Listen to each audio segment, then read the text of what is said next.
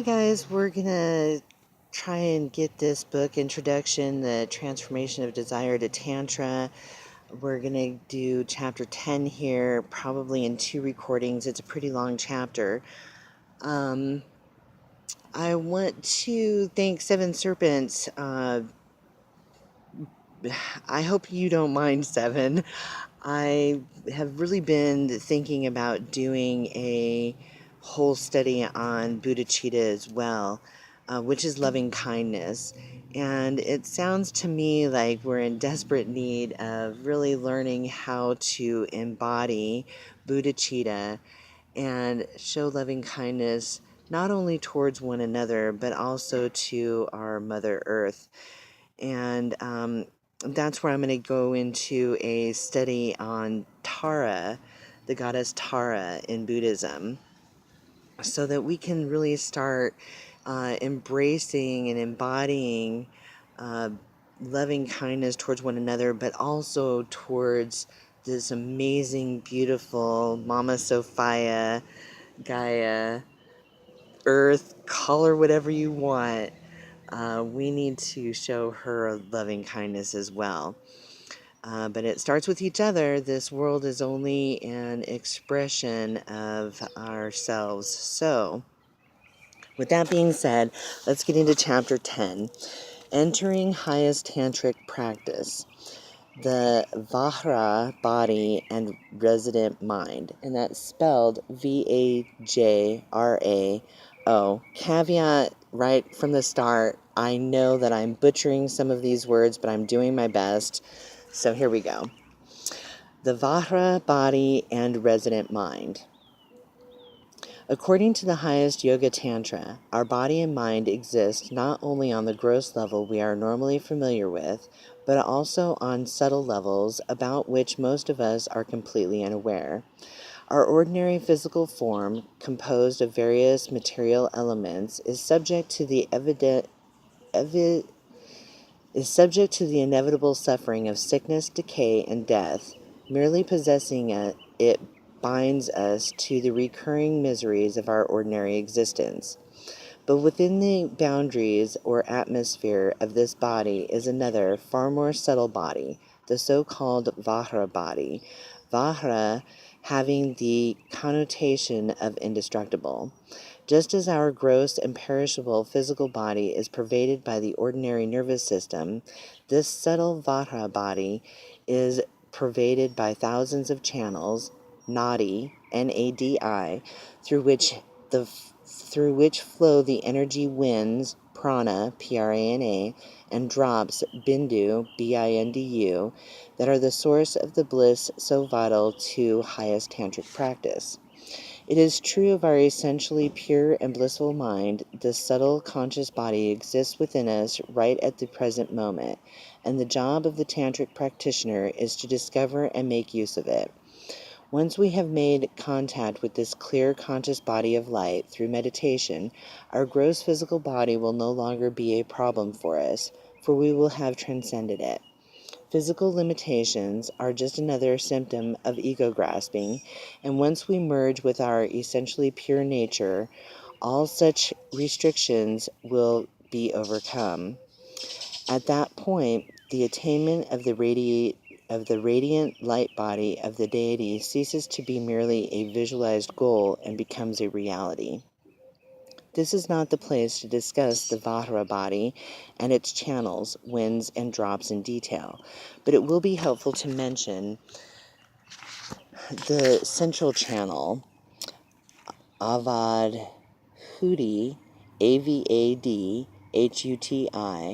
or Shashuma, Shuma, at least briefly because it is of particular importance. This channel runs in a straight line from the crown of our head down to an area in front of the base of our spine, and along it are several focal points known as chakras, Chakras, or energy wheels. Each one serves a different function in the practice of Tantra. Depending upon which Tantra we are following and which stage or function we are focusing upon in our meditation, we turn our concentrated attention toward and penetrate a particular center. It is not a matter of guessing which center to choose. These things are described in precise detail in the Tantric texts and their commentaries and are explained to the qualified practitioner by the spiritual guide. The most important chakra, however, is the one located at the level of the heart, for the heart chakra is the home of our very subtle mind, the priceless treasure of all Tantric practitioners. This very subtle mind has been with us from conception. In fact, together with its supporting energy wind, the continuum of this mind has been with us for lifetimes without beginning. At the fundamental consciousness abiding at our heart center throughout this life, the very subtle mind is sometimes referred to as our resident mind. However, although it has flowed continuously from life to life, it has rarely had the opportunity to function. What prevents it from becoming activated and from performing its most valued function, penetrating the universal nature of reality, is the continual arising of our numerous gross states of mind. These are like tourists, temporary visitors who come and go in constant movement, and they completely overwhelm the stationary resident mind. The activity of all types of mind, both gross and subtle, depends upon their supporting energy winds and upon where these winds are traveling. As long as they flow through any of the thousands of channels other than the central one, these winds activate the gross tourist minds that repeatedly give rise to superstition and confusion, our ordinary life experiences. But when these winds enter, abide, and dissolve into the central channel, as happens naturally at the time of death, for example, these gross minds subside, and the very subtle mind of clear light arises instead. With the dissolution of the energy winds into the central channel, the environment in which our gross minds normally function automatically disappears. The tourist department is closed, and our superstitious thoughts can no longer come and go. In the resulting quietness, our original fundamental consciousness, the resident mind, awakens. This entire process happens automatically during the death process, but very few people are trained to take advantage of the very subtle clear light consciousness that arises at that critical time. In fact, few people even recognize it. But the Tantric yoga and yogini train themselves not merely to recognize this blissful consciousness at the time of death, but to awaken this penetrating clear light mind during their life in meditation, thereby gaining complete control over it. By cultivating a profound concentration on the Vajra body in general and upon the central channel in particular, they are able to cut through the gross levels of mental functioning and make contact with their original mind. They can use this powerful concentrated mind to meditate on the emptiness of self-existence and penetrate the ultimate nature of reality, thereby freeing themselves of all delusions.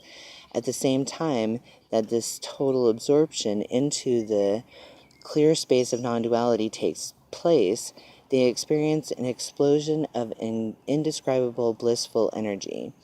The unity of great bliss and the simultaneous comprehension of emptiness, the Tantric experience known as Mahamudra, Mahamudra, the Great Seal, is the quickest path to full enlightenment. Changing our view of death. The dissolution of our Vajra body's energy winds into the central channel is crucial to advanced tantric practice.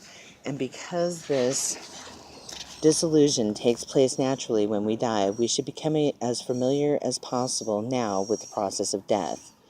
Many of us, however, have a great reluctance to examine or even think about death. We are frightened and find the whole subject extremely distasteful. But it is essential for us to know how our mind operates, not only during the day, but while we sleep and at the time of death as well. and this requires educating ourselves about things that we have often avoided up until now.